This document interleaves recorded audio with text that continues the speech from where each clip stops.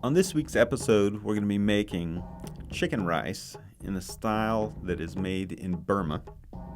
It's very similar to the Indian dish biryani, with a little bit of a Southeast Asian twist. For this dish, we're going to need cashews, and you'll need some type of citrus. I chose for this one Buddha hand lemon, but obviously if you can't find Buddha hand lemon, you can substitute lemon or even lime.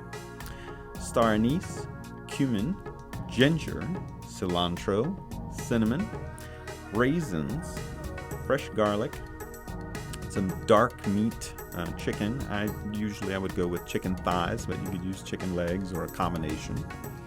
Shallots, some fresh whole milk plain yogurt. Don't get flavored yogurt with vanilla or raspberries, and certainly without any sugar.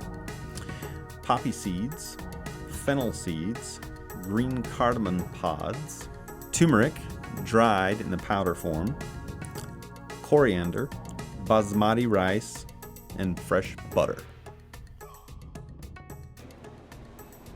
Now here's something that really gets me excited, an exotic rare lemon, the Buddha hand lemon. You don't see this in every market, but when you do, don't pass it up. It's quite unique, something that's great as a table decoration, but it's really aromatic, and it's a wonderful thing to capture the zest from and put it into dishes. This is going to go great in our recipe today. All right, so we're going to be making chicken biryani from Burma. And one of the first steps that we're going to take is to prepare the ghee, which is clarified butter. So all I've done is started melting butter. And as it begins to melt, this white foam comes up to the top. We're going to remove that. Use a spoon or a ladle and try to just carefully skim that foam from the surface. As it continues to cook, you're going to see more and more foam come up. Eventually, some of the sediment is going to settle on the bottom. And at that point, you will see a very clear, but still slightly yellowish brown liquid. Be careful that you don't let it get too hot, or it will get very toasted, nutty brown flavors and color. Ideally, you want to cook it slow and low so that it stays fairly yellow throughout the process.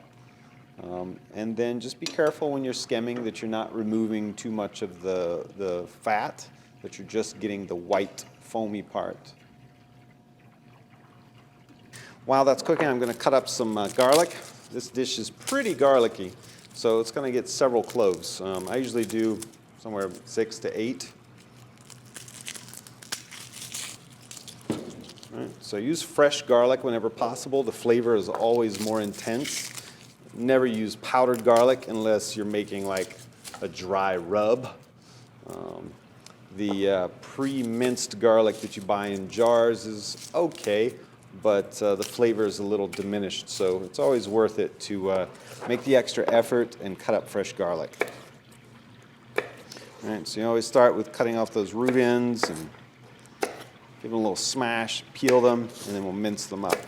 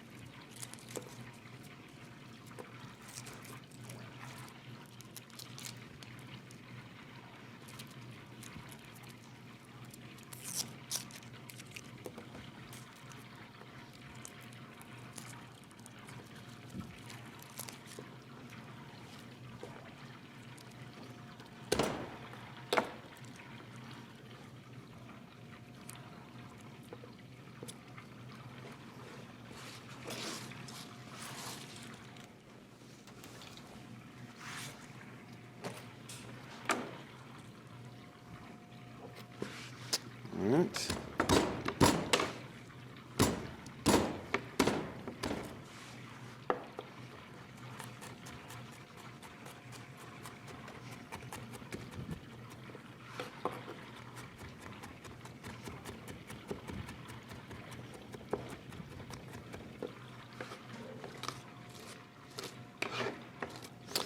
Smash that garlic up as much as you can. Get it minced finely so that you don't run into big chunks of garlic when you're eating. All right, we've got some fresh ginger. All right, just peel it.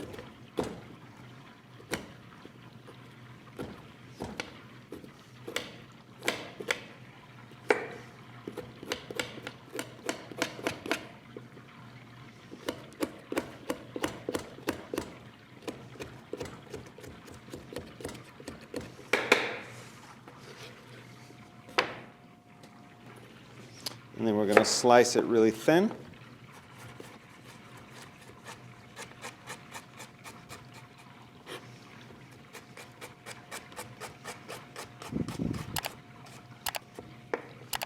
All right, and cut them into thin strips.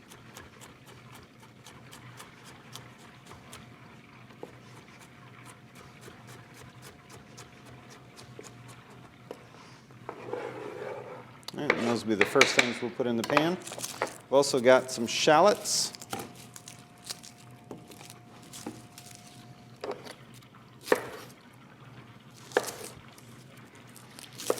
We're just going to cut off the root ends, split them in half, and peel them.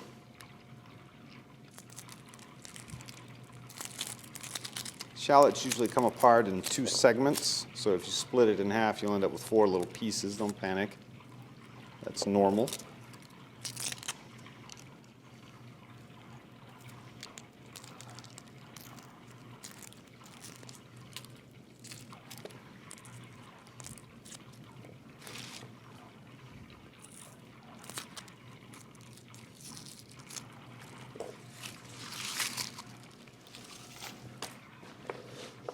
And the shallots, we're just going to cut them into little slices, about 1/8 of an inch thick.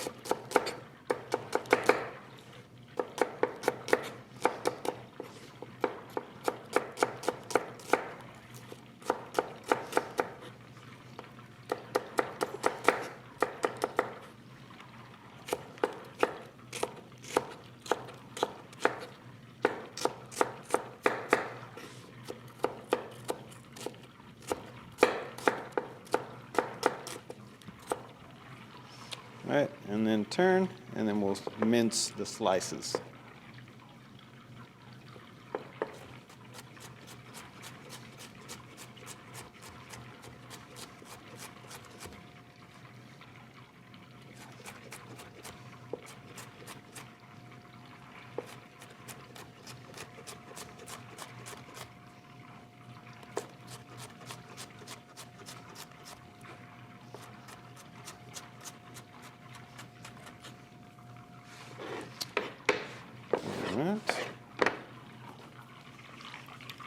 Butter's getting really clear. It's still making a little bit of noise, so we know there's a little bit of water left.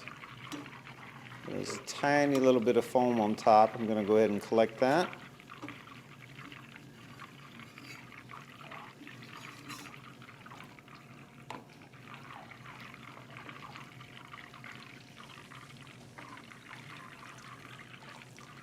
Now you see this very, very clear liquid. And this is what we call clarified butter, or ghee. Certainly you can buy this, but it's really easy to make, and it only takes a few minutes. Professional kitchens continuously make gallons of this stuff, and it's used in almost everything. You don't see this in a lot of Asian countries, but Mongolian, Burmese, right? And of course, as you get closer to India, you're going to see a lot more of it. All right. Going to need about 2 fingers from the lemon.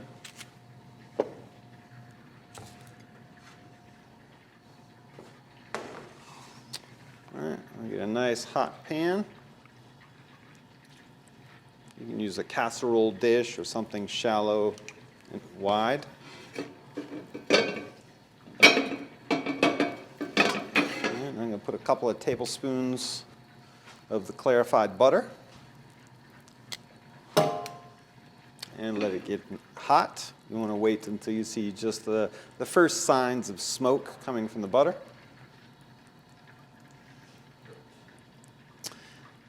You'll also smell a slightly hazelnut aroma coming from the butter. Really contributes a lot of flavor.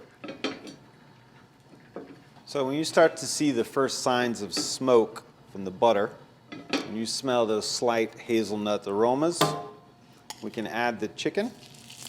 And you get a nice sizzle.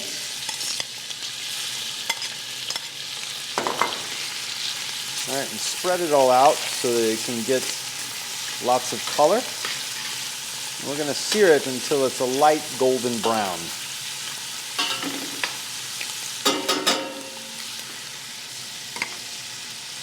It's the same process that you would go through anytime you're making a stew or a braise. We're going to sear the meat, and then we're going to put the rest of the ingredients in the pan. Regulate your heat if it seems like it's getting a little too hot. If you see a lot of smoke coming off of the pan, reduce it to a moderate heat, but not too low. You really need to maintain a relatively high heat so that you can get it nice and brown. And don't try to tug at the meat and get it all out of the pan right away. It takes a minute or two before it gets crisp enough to release itself from the pan. All right, and we can go ahead and flip over the rest of the meat.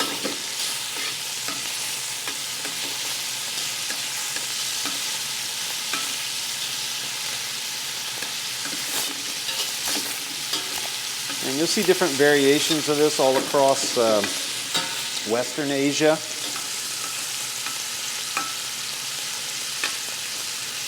Sometimes it's a different meat, might be lamb, beef.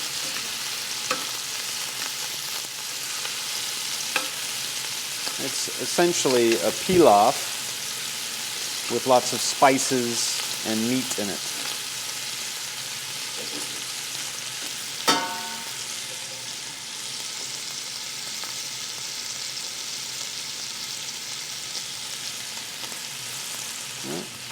Once you get the meat brown on both sides, you can start to remove it from the pan. And try to keep track of which pieces of meat you flipped over first.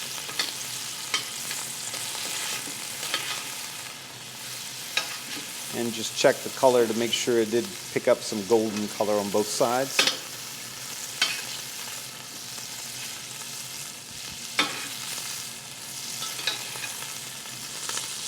I'm going to go ahead and shut the heat off for a moment while I get the rest of the meat out.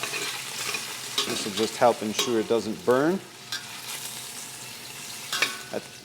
At this point, there's little bits of meat and some of the juices have dehydrated into the bottom of the pan. You want to make sure that you don't burn this. This is, in French, what they call the souk. It's the flavor, the foundation for the rest of the dish. So you really don't want this to burn. Now I'm going to add all of my spices. So I've got some fennel, poppy seeds, coriander, turmeric, star anise, cinnamon, and I'm just going to break it apart, and some cardamom.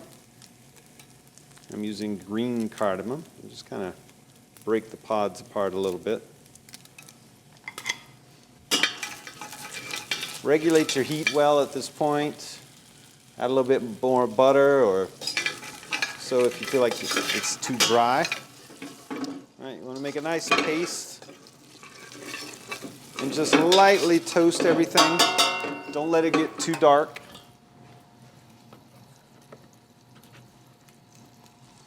We'll add the garlic and ginger.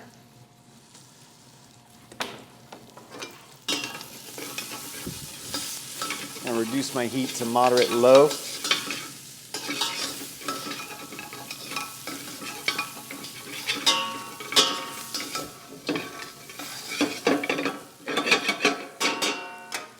Add my shallots.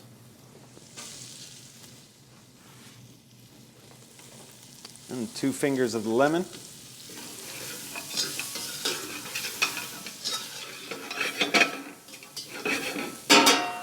Looks a little dry again, so I'm going to add a little bit more butter.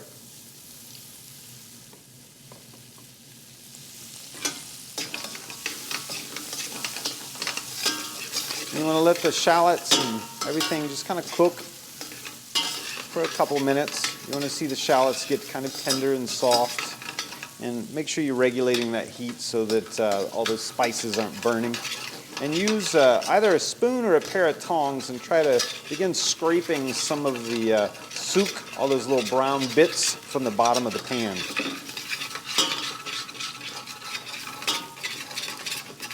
Often, it's just the fact of the juices coming out of the shallots and all the vegetables in the pan that it will start to deglaze and absorb those brown bits.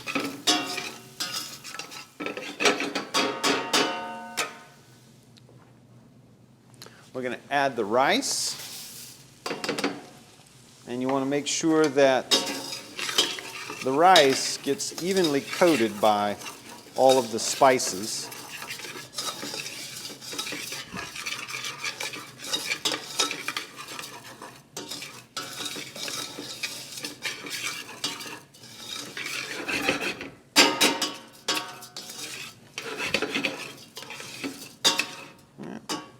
We can pick up a little bit more heat now, and we're going to just lightly toast the rice. At the moment, the rice has a very translucent look, and it's going to turn sort of an opaque, more cloudy look to it when it gets lightly toasted.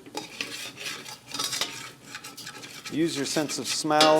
If things smell like they're starting to get too toasted, reduce the heat a little bit.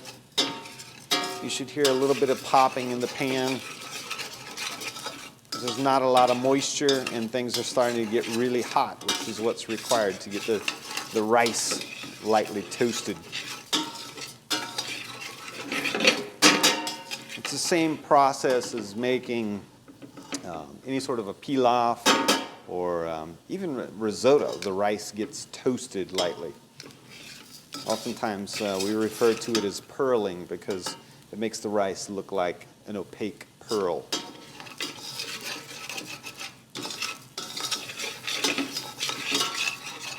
When it first begins to happen, you'll see some of the rice is becoming opaque.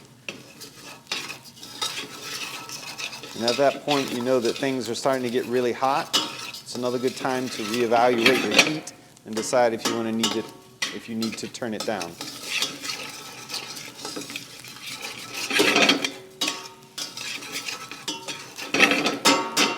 That looks great. Now I'm going to add a cup of yogurt.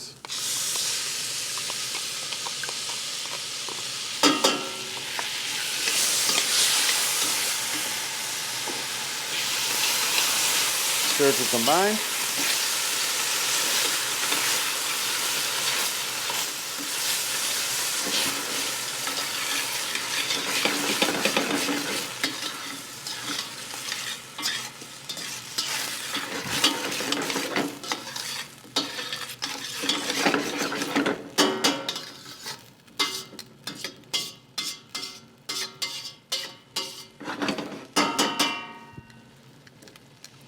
Let it come back to a boil, and at that point you'll see that the yogurt breaks.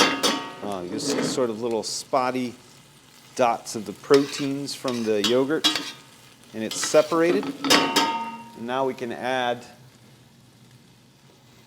water or a stock. Since it's chicken, you could use a chicken stock. Stir all the ingredients to combine.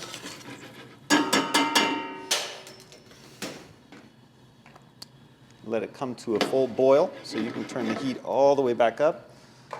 There's no risk of burning at this moment since we've scraped everything off the bottom of the pan. You can check it and make sure that it's nice and clean and there are no bits left. But there's plenty of liquid in the pan to keep the temperatures relatively cool enough so that things won't burn.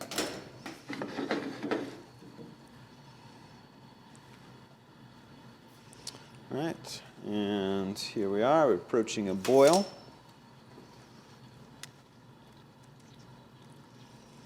As soon as it comes to a boil, I'm going to add the meat back into the pan. Make sure it's evenly distributed across the pan. Try to keep the meat as covered in the liquid as possible.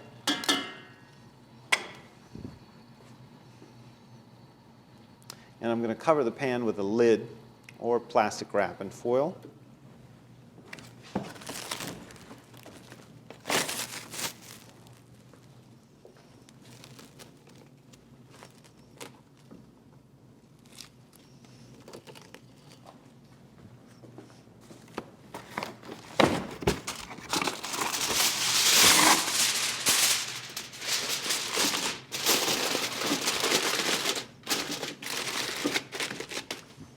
And set it over a low flame for about 25 to 30 minutes. All right, so while the biryani is cooking, we're going to prepare some of the final ingredients for the dish. We've got some raisins and boiling water. I'm going to let that soak together, and the raisins are going to soak up the water and get nice and soft. And I'm going to make some shallot rings.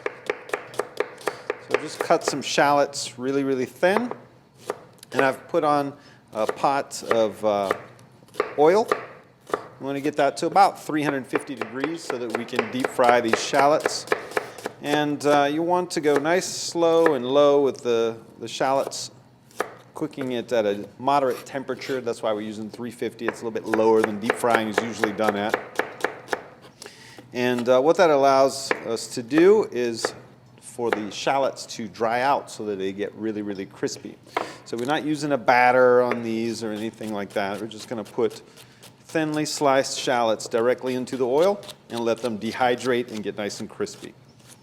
If you notice in Asian markets, they do sell this already fried crispy, and it's a convenient product, but it doesn't taste nearly as good as freshly fried shallots. So again, I think it's always worth the effort to make something fresh rather than to use something manufactured. All right. I'll carefully add these to the oil. Add a little bit at a time so you can notice how much it's going to foam up. Now, if it foams too much, it could come right out of the pot. While that's cooking, I'm also going to toast some cashews over the stove top. All right, and I'm just going to put it into a nice hot pan and use a moderate to low heat. And just keep it moving around every few minutes. So we toast the cashews because it improves the flavor. If you eat raw cashews, they almost have this like beany taste to them. But as they get toasted, then you bring out more of the nutty qualities. And then you can decide how darkly you like them toasted. And it's the same concept as anytime you're toasting nuts or seeds, right? How dark of a brown color do you want? It's not only going to have an impact on how it looks, but also on how it tastes. If it gets too brown, it can even start to taste bitter. So try to brown it evenly and pay attention to how dark of a color you want. And the same concept can be applied to the shallot rings as well.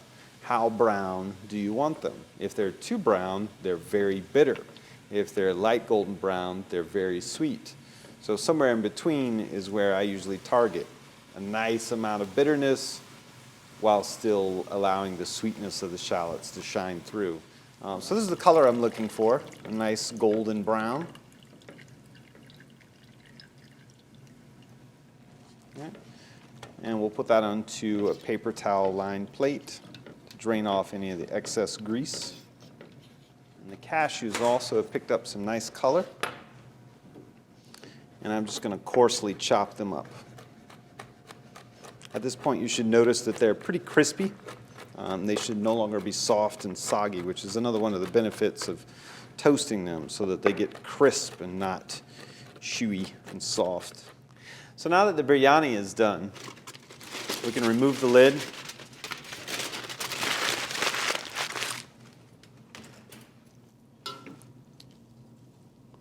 You start flaking apart the rice.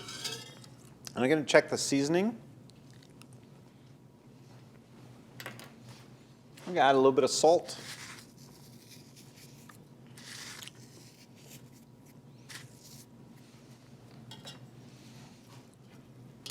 And just make sure you toss to a coat so that everything is well seasoned.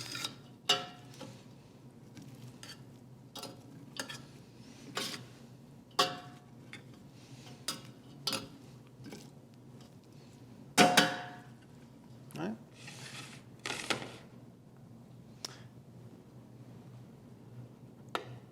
I'll plate up a little bit of the chicken.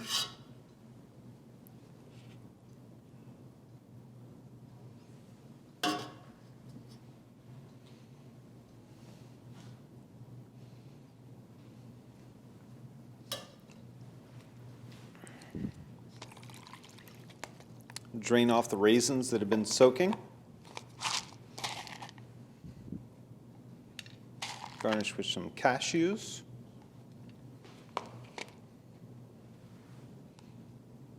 Some of the raisins.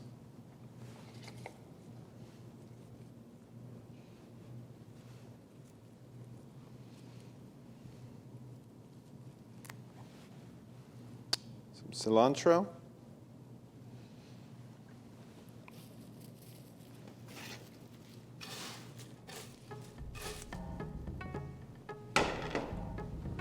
And some of the fried shallots. There we have it, Burmese biryani.